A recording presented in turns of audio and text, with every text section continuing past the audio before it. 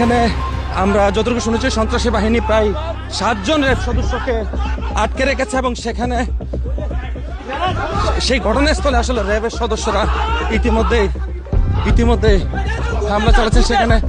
সেখানে দেখছেন আপনারা দেখতে পাচ্ছেন সেখানে অস্ত্রশস্ত্র নিয়ে প্রতিপক্ষ সেখানে হামলা চালাচ্ছে।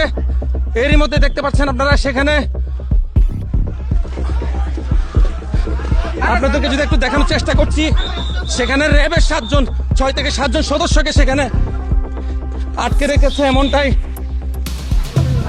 এমনটা আমরা জেনেছি এখন ভিতরে। সেখানে ইতিমধ্যে দেখতে পাচ্ছেন একজনকে, আপনাদেরকে একটু দেখানোর চেষ্টা করছি। আসলে 7 জন র্যাব সদস্যকে এখানে আটকে রাখা হয়েছে।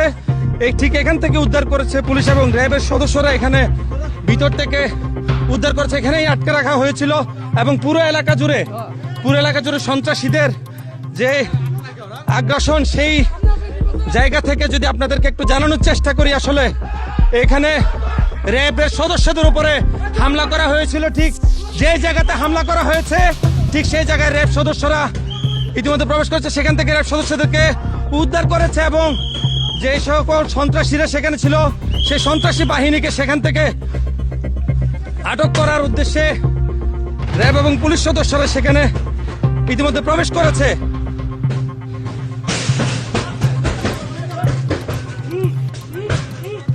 বলা